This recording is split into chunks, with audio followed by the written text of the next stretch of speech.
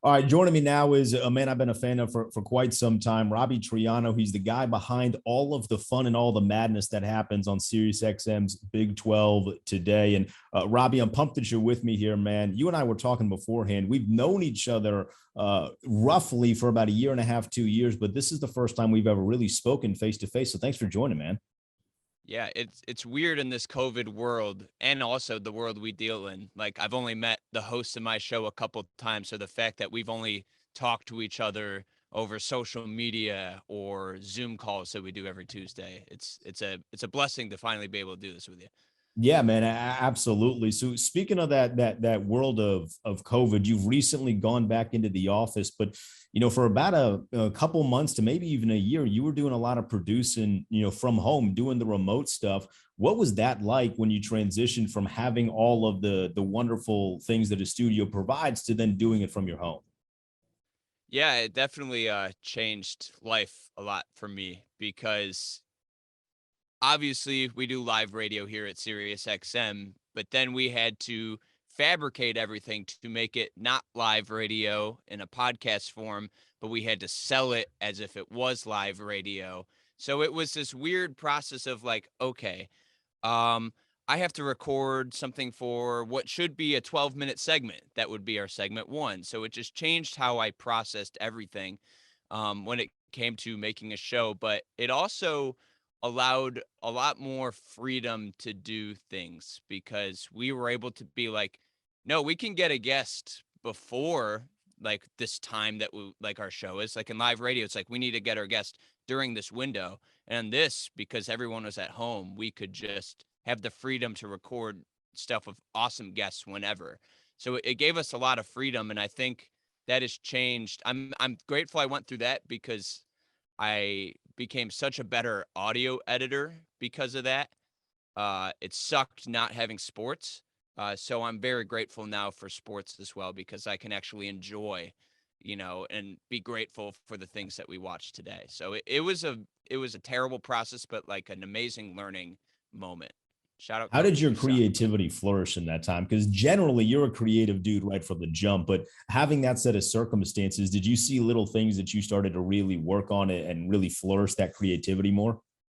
Yeah, I think it allowed me to actually edit the audio and, do a lot of post-production stuff that you can't really do on air. Like on air, you can do the drops and some rejoins and stuff like this.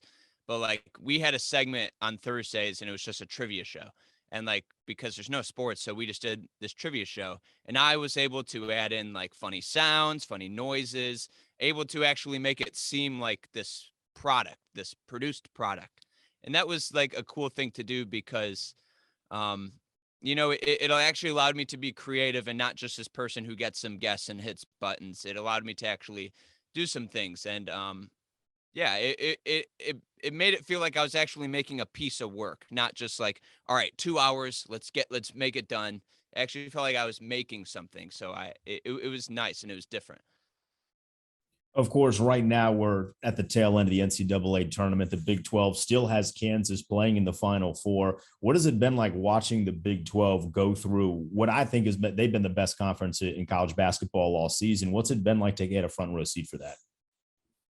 It's expected. Like I watch this league every day, and like even teams like Oklahoma and Oklahoma State and Kansas State, they're teams that did not make the tournament, but they were a hell of a team. Like they were teams that were just gritty, well coached. The coaching in this league is exceptional. So when I saw the first couple rounds of the tournament, it made sense that this league was so damn good, and especially defensively. And then when we go past, I'm amazed Iowa State made it. Like I think that is, besides St. Peter's, that is the story of the tournament. That team, watching it through the regular season, was just incredibly boring. They scored 36 points in one game. But this league, it just shows how damn good these coaches are, and the fact that we're going to now have a Final Four and Bill Self is representing this conference. It's awesome, and I'm thankful to have covered a conference like this because I look at the ACC. Yay, two teams in the Final Four. I would hate watching ACC basketball this year. There's some teams in there that I don't think are very enjoyable to watch. In the Big 12, you get 10 teams that can deliver a good product. So I'm thankful for them. It shows how good they are. Shout out the Big 12. I talk about them so much, but I do give them credit. How's the bracket look? Are you still live in any bracket challenges that you're doing? I'm bad. I'm down bad, man. I'm down bad. I have Kansas winning the national championship. That has been my saving grace for the past 3 brackets I've done. I picked the national champion. Last year, Baylor got me. And now I'm just fingers crossed because we're in this bracket challenge with all of our producer friends here. And it's like, I need to beat them. I need to. Like I talk about sports all day. I need to be able to sound competent. So I need Kansas to win, but picking a bracket is just impossible. Obviously it's never been done perfectly before, but it's impossible. And if you're good at it, it's luck. You're not good. It's luck. How's yours, by the way, though? So I'm in a bracket challenge. The one that I pay the most attention to is one that my dad runs. And there's 53 people. Last time I checked, I was 52nd. So I am right there with you. It's a lot of pride for us, though, as sports people, because we want to be right, but we're wrong. We're wrong a lot of the time. All the time. I drank the Big Ten Kool-Aid, which is a terrible decision. I shouldn't have done it. Well, you work on the Big Ten, and that's like the irrational confidence. I think if you ask every producer of each conference channel, they're going to ride or die with that, even if they don't fully believe it. Yeah. And I fell into that. So obviously you have your finger on the pulse of not just the Big 12 conference, but the fan base.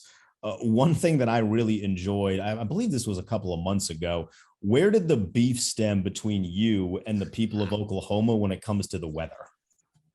Oh, man. So Oklahoma was having this terrible snowstorm or something. And the host of our show, his name is Gabe Eichert. He was talking about how he's tuned into all 3 weathermen and he's like going from channel to channel. And I'm like, dude, I don't know a single weatherman's name ever. Like I grew up in Michigan and like we had to watch the weather. It snows a lot. So for him to be like, yeah, I love Damon Lane. I love these people. I'm like, dude, you're a nerd. Like just go on the weather app and go look at what the weather is on there. And then he was like, I need you to tweet something about that. And I'm going to show it to my Oklahoma fan base and you will feel their wrath. And I did. There's a lot of people saying like, dude, look at your phone when a tornado is coming directly at you.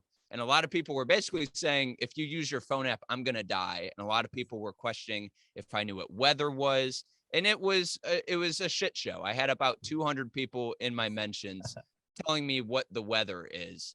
And it just shows the people of Oklahoma are absolutely crazy. They only care about 2 things in life.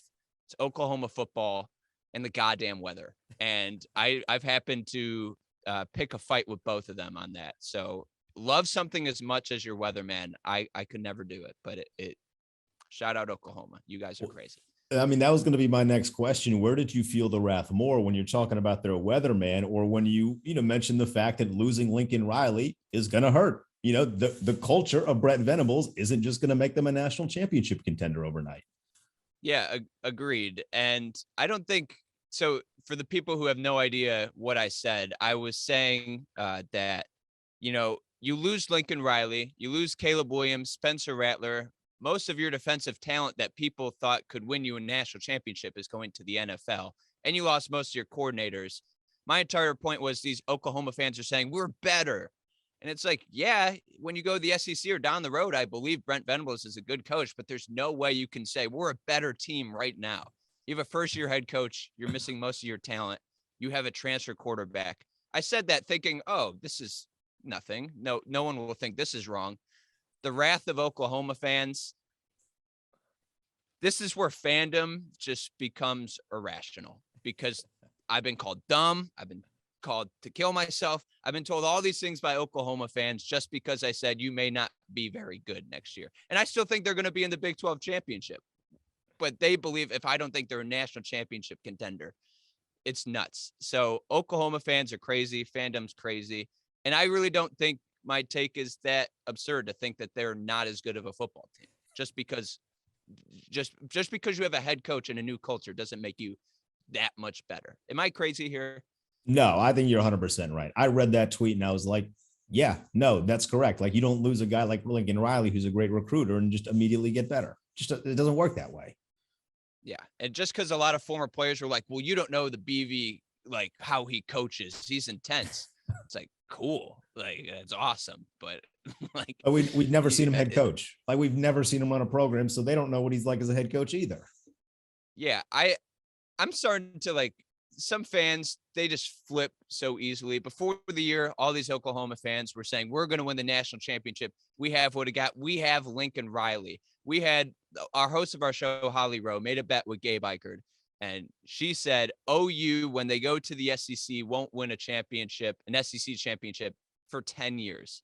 And Gabe was like, as long as we have Lincoln Riley, we're going to get that. And as soon as he leaves, everyone's like, bad coach, terrible culture. He didn't put his players in the right way to succeed. It's like, you have to pick a side here. Either he was great or he sucks. And it seems like they all just want to forget the good stuff he did. And I think that's not fair. So obviously Oklahoma, one of the worst fan bases, shall we say, in the Big 12. What's the fan base that you enjoy interacting with the most in the conference? There's two. One is definitely the Baylor Bears, just because I think they're a very happy group right now. Their football team's good. Their basketball team won a national championship. The women's team is good. There's an overall really happy group of people. Unless you talk bad about them, then they'll let you know. But they've accepted me. They've embraced me. If you say nice things about a team, they tend to love you.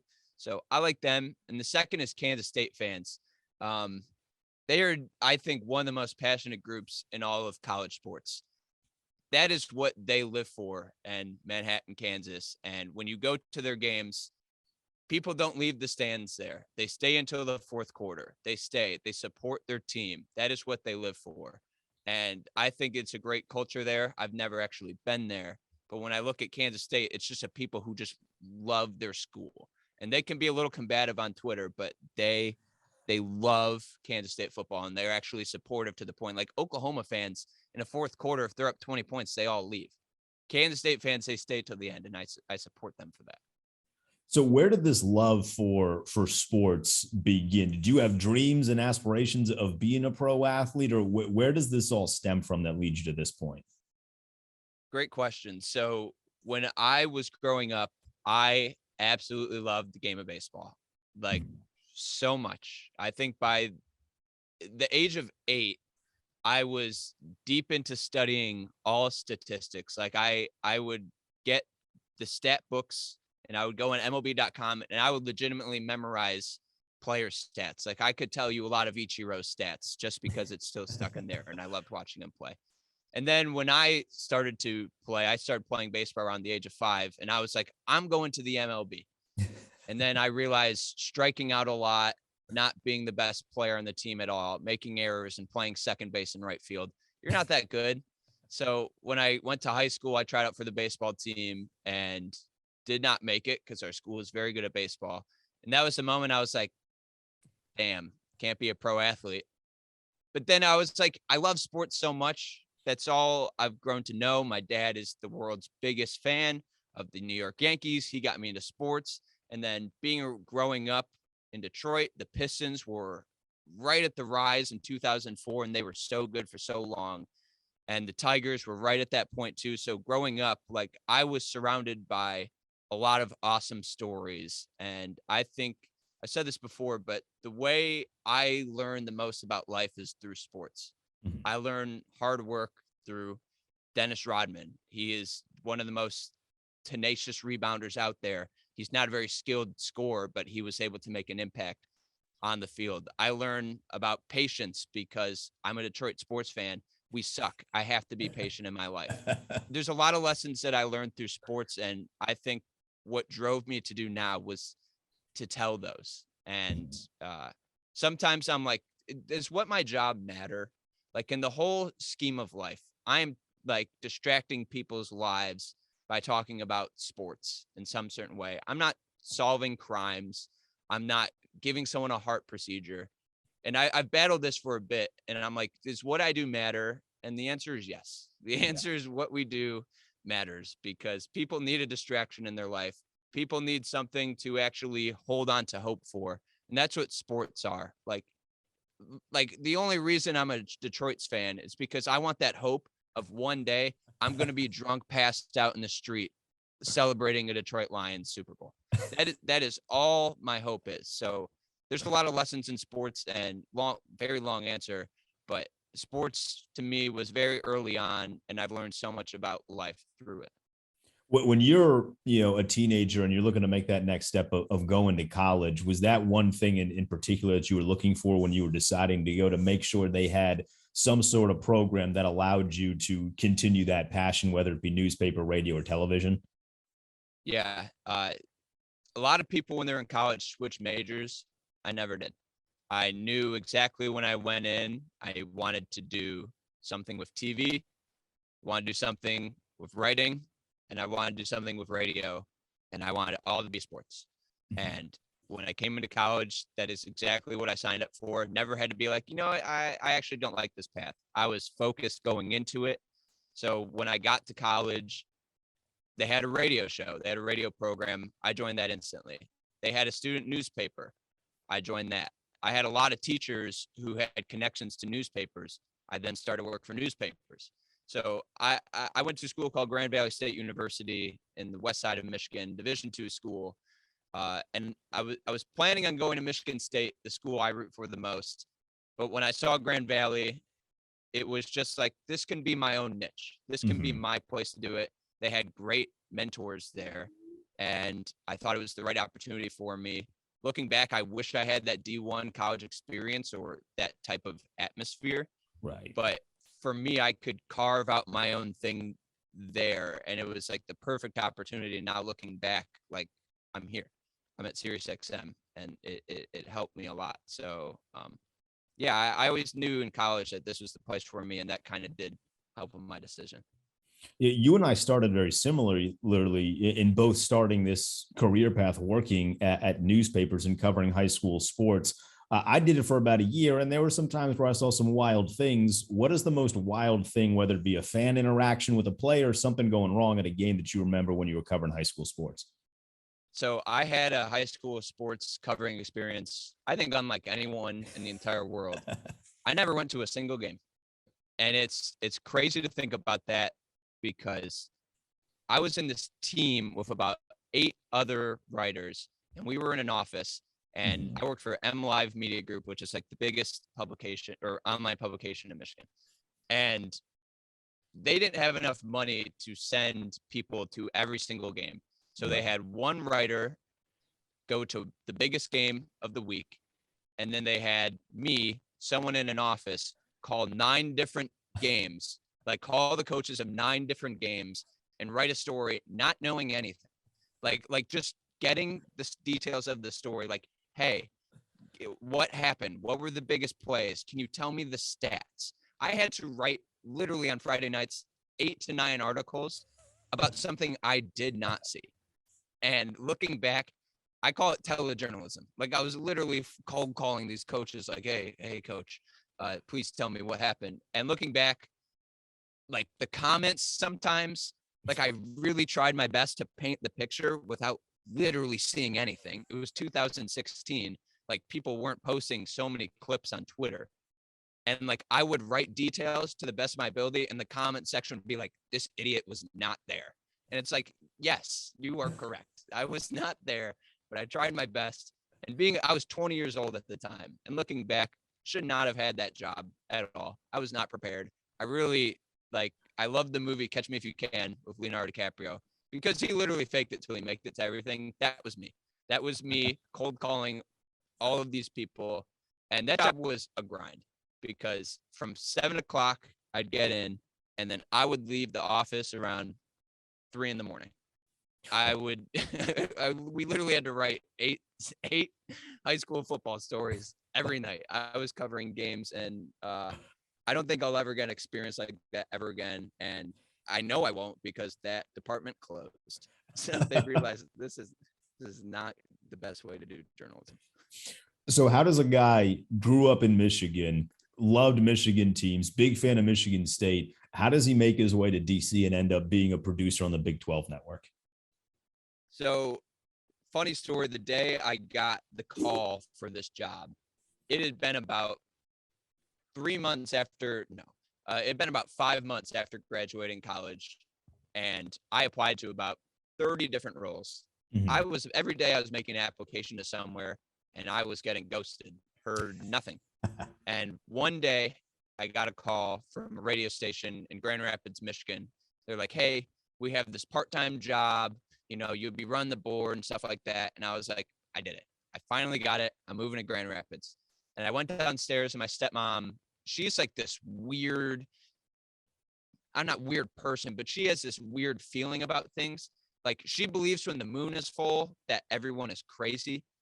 And she told me, like, I think something else is coming. She's like, I have this weird feeling in me that something else is coming. I was like, okay, weirdo. And then 10 minutes later, I got a call from our friend Patrick Shuck.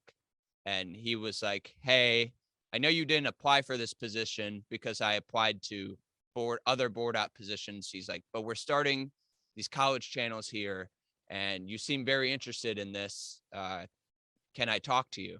And for 10 minutes, we discussed, and he asked me a question and I'll never forget it. He was like, do you know who Will Greer is? At the time he was playing for West Virginia.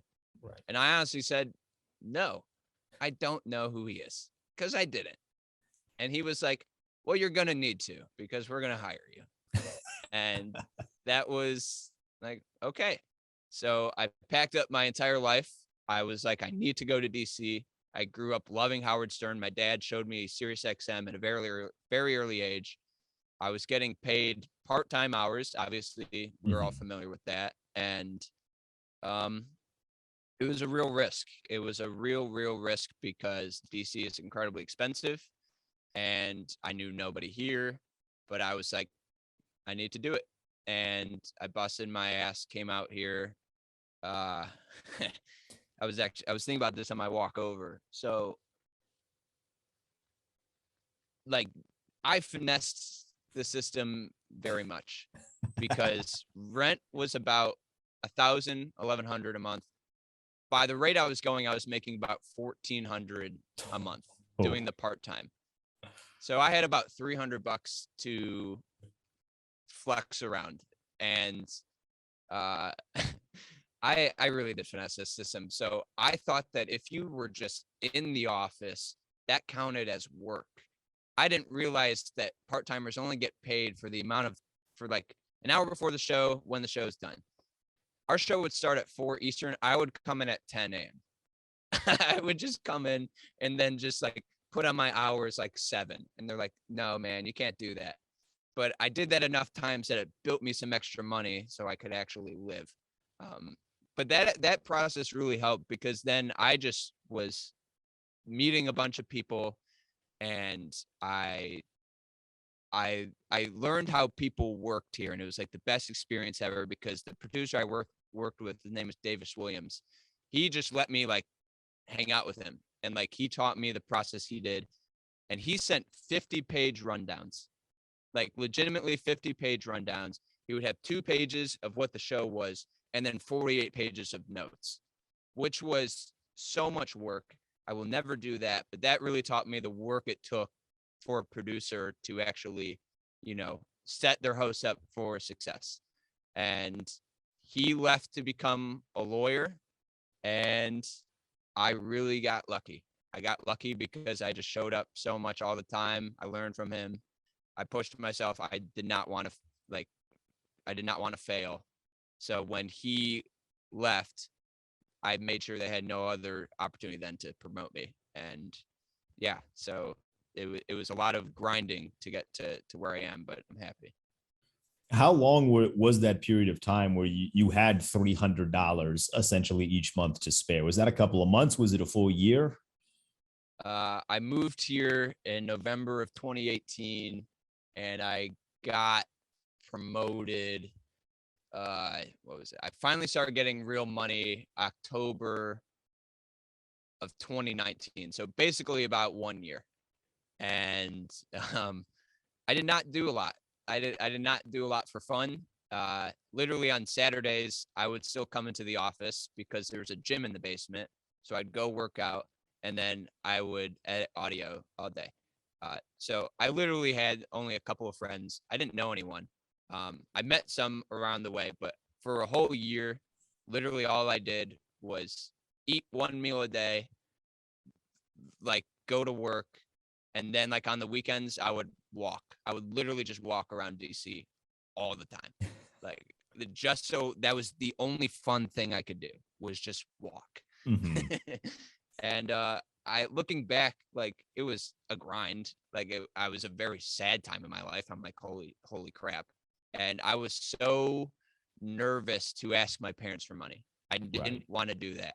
In my mind, I was like, I wanted to be here and do it all by myself. And I remember my mom was like, I can pay you to come home for Christmas. And I literally was like, no, Mom, you are not paying for my flight. I'm going to pay for it. Looking back, I was like $2,000 in debt after. I was like, oh God. But like, I was so stuck on like, I want to do this. And I'm so thankful it turned out. There's a lot of luck, a lot of hard work. And that's why like I respect, or I feel not respect, but I feel terrible about the people who were hired in sports during COVID times or just started before then. There was no way to get into the door with that. I got into the door because I was here in the office every day meeting people. When you were back at home, there's no way to like kind of climb that ladder, and it's awful. And I feel bad for feel bad for you. I feel bad for like other people who work here who have to do that. It's not fair at all. And I wish there was a time where we can just all be back here and you can make those relationships in person. Right. And so I'm grateful and I'm very lucky to be where I am.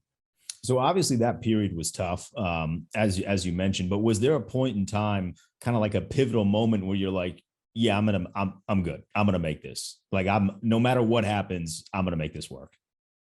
I had a lot of irrational confidence, but the one thing was working with Holly Rowe.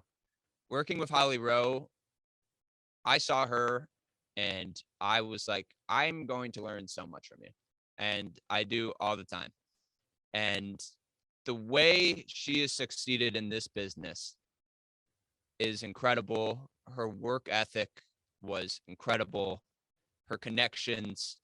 I've never met a single woman quite like her. And her story is truly inspirational. And when she believed in me, I was like, yeah, I'm going to be fine. Because I truly do believe that in order to really make in this business, it's who you know and who you're around and who you put yourself with. And when I got somewhat attached to her, like everything was gravy. So I did have a lot of irrational confidence coming into this. I kind of had to in order to succeed, but being with her it still is like the best thing that's ever happened. Not for my life, maybe for my life, but definitely for my career.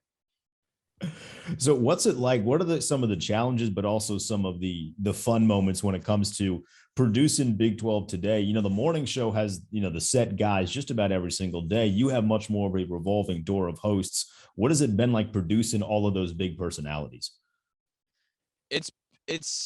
I've honestly had to learn about the people first, more than anything. Like I have a host, Chris Plank. You know him very well.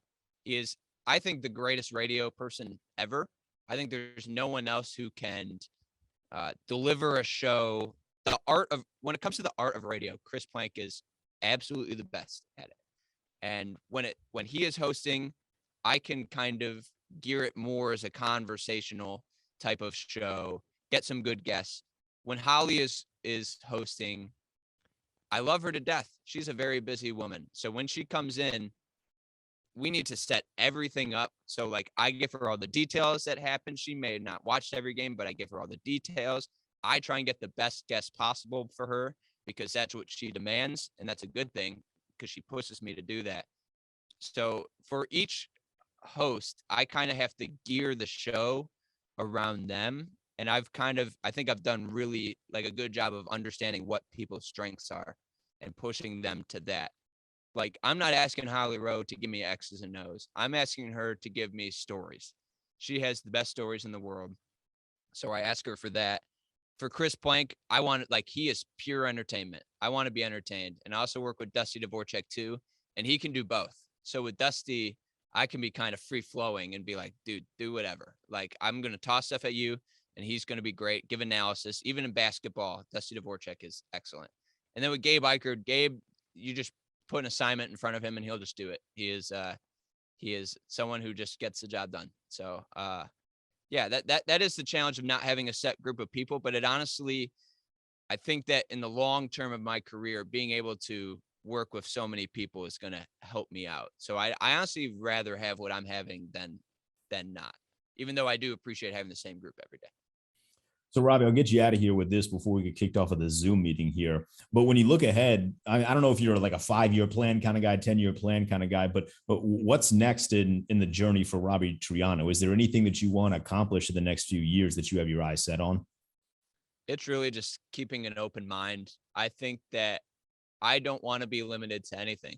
I think I'm surrounding myself with people, and I told myself this a while ago, but I'm using these 4 years after college as my way to learn the most about this field before I'm like, you know what, that's what I want to do. Like, radio was never my path, but it is now because I Right. was open to it and I set myself up to that. I always thought I was going to be a writer. So for now, like, I'm open to, if I'm the producer guy the rest of my life, sure. I'm also setting myself up. If I want to host, I can do that, or be a Mhm. personality, I can do that. If I wanted to go more into video, I've set myself up that my sister, she does video for Netflix, and that is something I've learned with too. So I'm just really being open, trying to gather as much information as possible so that when a door does come open to me, I can be confident and be like, yeah, I want that. So for now, it's really just an information gathering period right now. I don't think I have one set goal in mind, but I know that by the end of the day or the end of my career, I believe in myself that I will be successful. Robbie, can't tell you how much I appreciate it, man. This conversation's been great. There's still so much I got to ask you, so we'll have to do this again soon, man. Thank you.